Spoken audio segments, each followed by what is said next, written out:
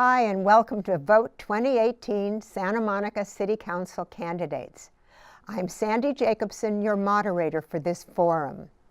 Election Day is almost here, and this forum will give you an excellent opportunity to size up 6 of the 7 candidates for 3 open seats on the Santa Monica City Council. The individuals you elect will serve 4-year terms of office beginning in December 2018. This forum is being brought to you by the League of Women Voters of Santa Monica Education Fund in partnership with Santa Monica City TV. The League is a nonpartisan, nonprofit organization and never supports or opposes candidates for public office. This is one of 4 30-minute City Council candidate forums, each focusing on a different set of issues.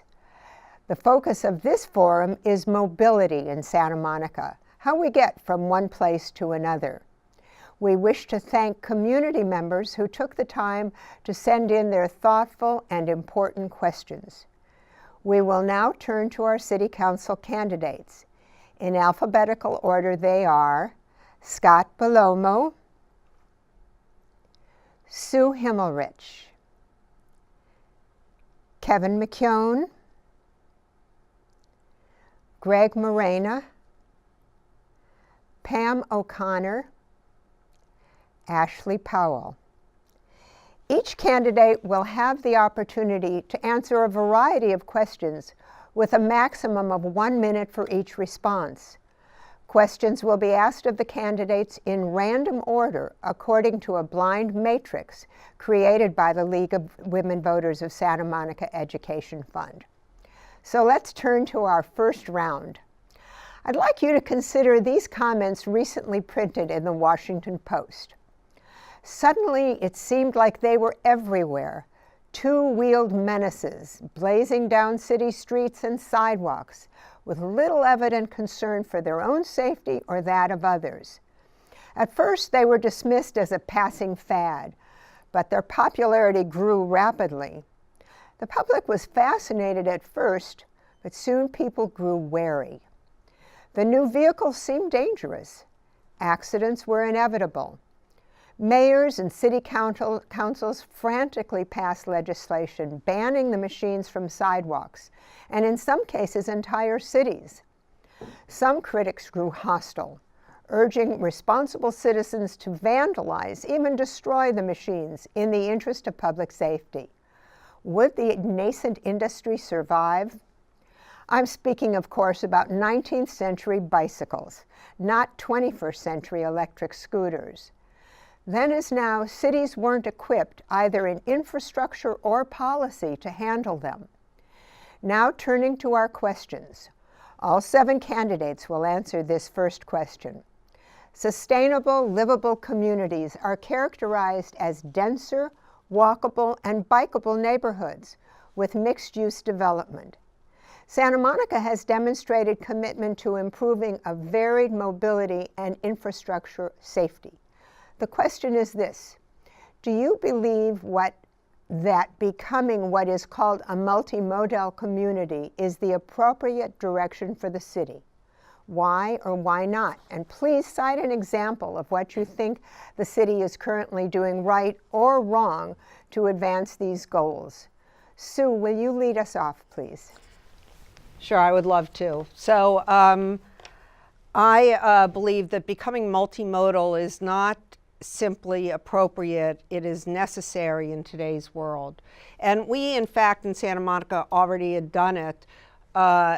We already have banned 2-wheeled vehicles of any kind from our sidewalks, and that includes bicycles. But in addition, we need to make sure that everybody is in an appropriate place and appropriate time, able to get to the train that runs to Santa Monica, able to get to the sidewalks in Santa Monica, able to get to the parks and the paths in Santa Monica, and able to get to the freeway that runs through Santa Monica. So we have many people going many different places, and I think that it is significant for us to make sure that people are traveling safely. I think separated lanes is the best way to do it, and I've been pushing for this for a long time. this is the year when we began to do it, and we'll see more. Thank you, Sue. Kevin, please. Well, today I ran my errands on my electric bicycle, but I drove my car to come here to City TV tonight. Later this week, I'll be going to a regional meeting of the Clean Power Alliance, and I will take the Big Blue bus to the Expo station and take the Expo train into downtown LA. So I am a multimodal Santa Monican, and I look forward to having even more options as time goes on. The reality is we've hit the point where the car is no longer the solution to mobility. And mobility is going to be required as long as we have land use policies that put things far from each other. If we had a truly integrated community, we would have access and we wouldn't need as much mobility. I think some of the things we're doing really well now are bicycle infrastructure. We're going to be adding 19 more miles of green bikeways in Santa Monica in the next year or so. When I first started riding a bicycle in Santa Monica, when I first moved here in 1976, there were no bike lanes. You were out there with the cars. Separating cars, bikes, scooters, and pedestrians is essential. Thank you, Kevin. Ashley, please. So I said in my candidate statement, I think the gig economy is here to stay. And the key to the gig economy is to regulate how we use our scooters, for example. So I think that the scooters should be, as the city has been suggesting, in nests in certain areas. And I think that the gig economy really helps us to access public transportation and is bridging us into the future in Santa Monica. Greg Moreno, please. Thank you. I love this question. Transportation is one of my favorite things to talk about. So yes, we have to be multimodal. There's no question about it. It's absolutely essential. It's great for the environment. More than 60% of our carbon footprint comes from transportation. So moving away from cars only helps from a sustainability perspective. Traffic is terrible, and it is our solution. But in order to enact this, in order to do this correctly, we have to change our mindset, right? And so it's not just the multimodal and having the options, but we have to be brought to the solution, right? We have to change the way that we act and behave in the way that we understand transportation. So yes, I couldn't agree more with multimodal transportation. I want to see it increase, and I want to communicate effectively with our constituents and get them to believe that multimodal transportation is the way of the future. Thank you very much. And Pam? Hi there. So when I think of multimodal, I really think it's about choices. It's about having options about how to travel, because we all have different abilities. Some people can drive, but others can't. So how can we use that infrastructure system that we have of our roads, and how can we use it to connect people? How can we improve that from having just roads for cars, but to have protected lanes that will help people with bicycles, with scooters?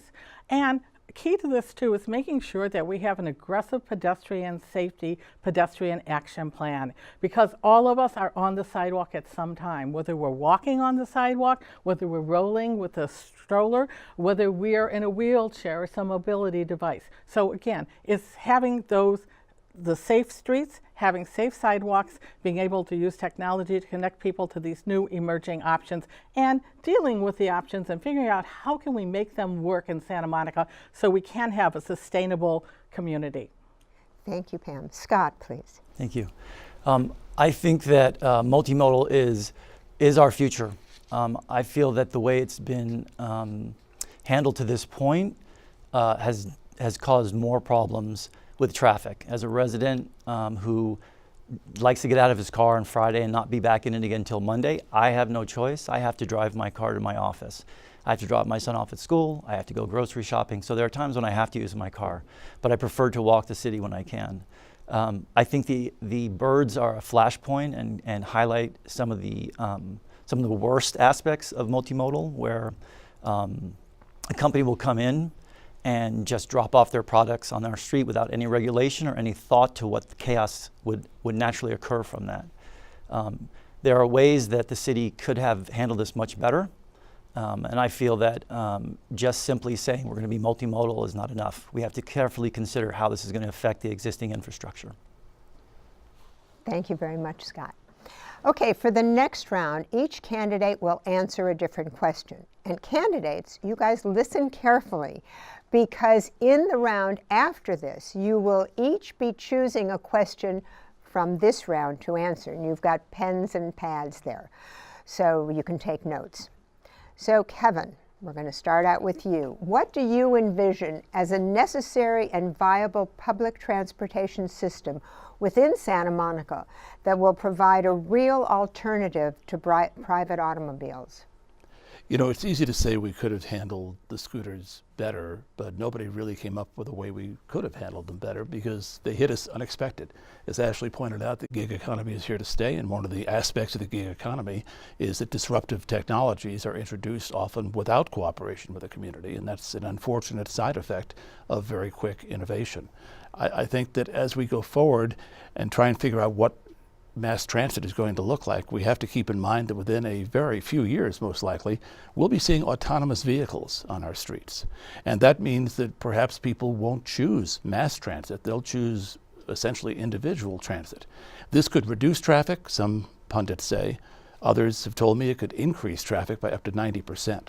So I think as a city that tends to be at the forefront on all these innovations, we have to be prepared to be nimble, to be willing to change policy, to think ahead, and to be ready for things we don't expect, because I think that we're going to see more and more unexpected things happening.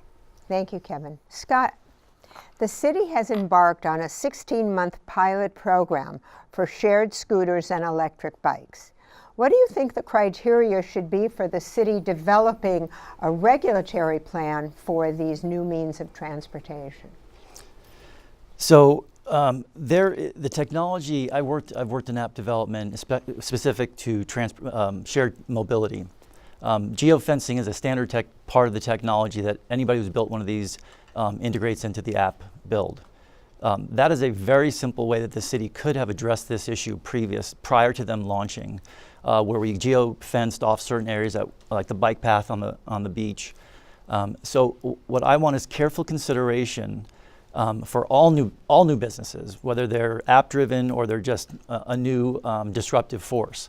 The manner in which it was handled during the rollout process, whether it hit us blindside, we could have interacted with the company from the beginning and said, these are going to be our rules. So we need to regulate them to make sure that they actually benefit the residents and benefit our congestion. Thank you, Scott. Pam O'Connor. Here's a question that has Sunset Park residents concerned. Not only the arterial street, but also the residential streets and alleys in Sunset Park are inundated and sometimes gridlocked with commuter traffic, especially during morning and evening rush hours. What solution do you see for this problem?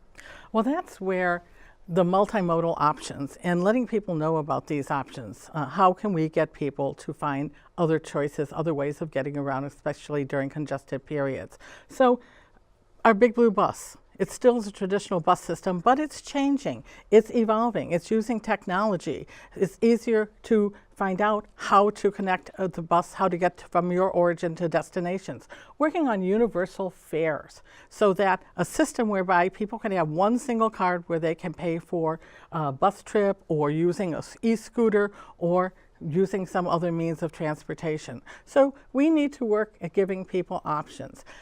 The possibility to, well, we have ride hailing. It's not a possibility, it's out there. How to encourage more car sharing, more ride sharing in those cars. And as we move towards the future of autonomous vehicles, they need to be electrified fleet. It needs to be a shared fleet.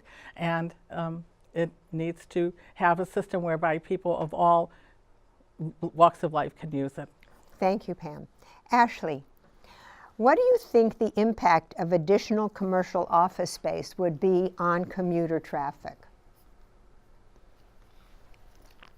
Well, I think that we have an issue right now with retail spaces in general, that a lot of our retail spaces are left empty. So I think, bringing new businesses into Santa Monica would be great for our economy, and I hope that we continue to do so. Thank you, Ashley. Sue, what type of development and policies do you believe will help Santa Monica meet the demand for new housing in a way that helps people to drive less and walk more, bike and use transit and other electronic modes of transportation? It's a great question. I believe that Santa Monica right now is already doing that, because Santa Monica at this moment is one of the densest cities and densest areas in Los Angeles County.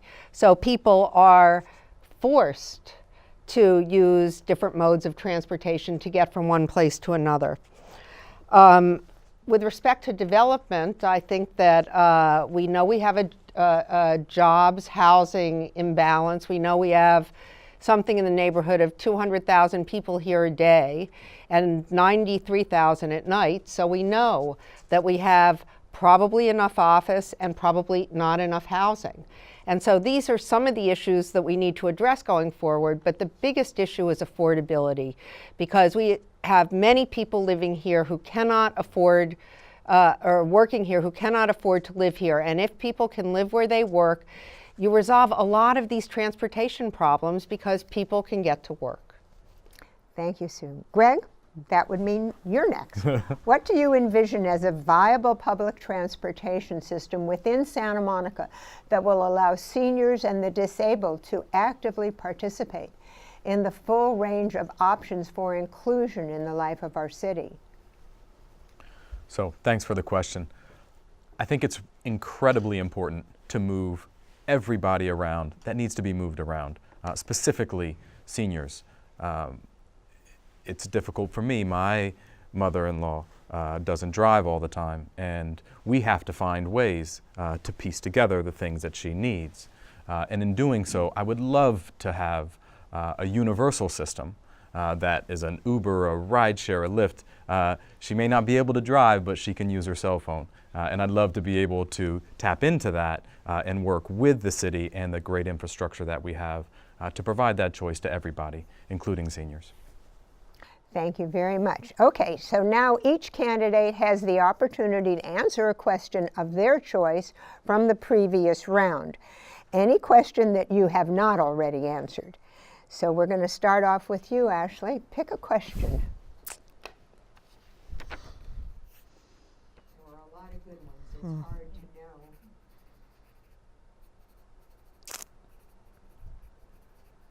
know. Ashley? Oh, yeah. I think the issue, I don't know what the question was exactly, but the one on we need to be able to afford to live where we work. Can you repeat that question? Hold on.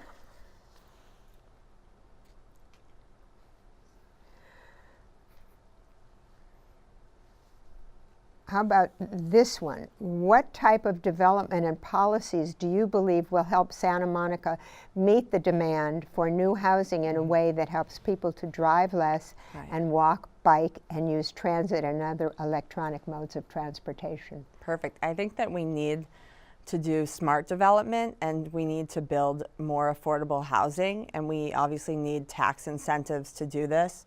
And I do want to be able to afford, you know, to live in Santa Monica. Like Greg and everyone has been saying, it's really hard for all of us to live in Santa Monica. The affordability just isn't there.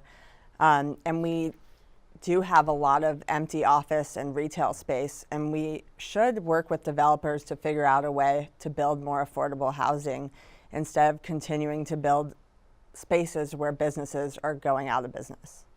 Thank you, Ashley. Greg, which question do you select? All right. I like the Sunset Park traffic question. Ready to go? Do you need me to repeat it? No, or are you no, good I to got go? Sunset There Park you go. traffic. No, this is something I live. I have lived my entire life. Since 1983, my street football games got shut down on 21st Street because of the traffic light that went in. What's happened over the last 35 years is exactly what the person asked, which is, how do we solve this traffic issue? People are using every which way possible to get through Sunset Park, and I know that issue exists all throughout Santa Monica and all of the different residential neighborhoods. I can speak to my situation because I understand it very succinctly. First, we need enforcement. Priority number one, people are speeding. They're not just congesting the streets, but they're doing illegal things on the streets. They're zipping down, and we just need more police enforcement. And that comes with public safety, and I know we're on track to hire the officers that we need, but we need our unsworn officers, we need our traffic enforcement there. And then in addition to that, obviously, priority number one is safe streets and enforcement. Thank you, Greg. Sue, please, what question do you want to talk So to? I'm going to pick the question about what the criteria for the regulatory policy criteria should be for pilot programs such as the scooter program. And I believe that when we have a disruptive force coming into our community, we shouldn't be required to take it upon ourselves to regulate them, because they are using our streets and we have the ability to license them, to tell them what they can do and can't do, and we should require them to self-police. In other words, they should be required to make sure that the people who are using their whatever the next thing is aren't on our sidewalks. They should be required to make sure that their whatever the next thing is isn't in the middle of our street or blocking crosswalks or keeping people in wheelchairs or other modes of transportation that are maybe more conventional from traveling on our sidewalks. It is not and should not be upon us to regulate that. Our police have many more important things to do. We should require them to regulate themselves. Thank you, Sue. Kevin? I'm very skeptical of building any new office space in Santa Monica, so I'll take that question about office space and the impact on traffic. Sunset Park is tied in knots in part because of some very unwise decisions made in the 80s to build Water Garden and a huge office complex without consideration for how those people would get in and out of town. What we have done is become a regional job center without providing the transportation infrastructure to handle that kind of traffic. This is one reason I was so against the Hines project, which would have added more traffic. It was more commercial space. What we need is more housing. We have a jobs housing imbalance of about 1.6 to 1. That's a very serious imbalance. Until we either create a transportation infrastructure that can handle the traffic of people coming in and out of town, or build the housing here to house the people who have jobs in town, our traffic will only become worse. We can't afford that. We need more housing. We don't need more commercial. We do need to rethink what it will mean to be retail in Santa Monica in the future. We know that retail is eroding with online sales. We need to look for things that will bring people downtown that are an experience. Thank you, Kevin. Scott, please. So I'd like to go back on to what Sue's question that she was answering in terms of how we regulate new technology or new transportation modality. Again, as I said, as a city, should we have to provide regulations on these new businesses? I think we have to. I think it's been proven. Anyone who saw what went on this summer with the scooters knows that it was chaos, and that was totally foreseeable. And the people that made these apps know exactly what they were doing. We could have very easily stopped them in their tracks and said, you're going to integrate in a $50 fine payable to the city of Santa Monica every time one of your birds goes into what we say is a geofence zone, like the bike path. That's the way we don't tie up police resources. We're not having cops out there giving tickets to people on birds. But it's a simple, if it was talked through, if anybody understood how this technology worked, it's a very simple fix, and that technology exists in every one of these transportation apps. So I think it's just a matter of being willing to say to some new business, that's not the way it's going to work in Santa Monica. We have to think about the residents. Thank you very much. Pam. I'll take the question. I think it was your last question about viable public transit in Santa Monica and how it's inclusive. And starting out with what's called disruptive technology. And that technology is disruptive because it's new and it's changing business as usual. But if we can harness some of that technology to make it work for people in ways that are non-traditional, and especially with our public transit, let's do that. So what the city has done, it has a program called MODE. And MODE is for senior citizens. And it is a shared ride. It's a partnership with Lyft, whereby seniors in Santa Monica can sign up, they can use it, they can get it on demand during the day, trip within Santa Monica and to some places outside of Santa Monica, such as healthcare or some grocery shopping. And they can do it using a smartphone app. It's subsidized, it's lower cost, but if you're not good with a smartphone, if you don't have one, you can use the traditional dial-up and talk to someone and arrange the ride. So again, harnessing technology for our public transit Big Blue Bus to operate in new ways is critical. Thank you, Pam. Well, that concludes our City Council 2018 Candidates Forum discussing mobility in Santa Monica. At this time, we'd like to thank our candidates. On behalf of the League of Women Voters of Santa Monica Education Fund, in partnership with City TV, we want to thank all of you for taking part in this 4-part Candidates Forum and for stepping forward to run for office. This forum will be replayed multiple times on Santa Monica City TV, Channel 16, and Cable Channel 99, which is airing election programming 24 hours a day, 7 days a week, until Election Day.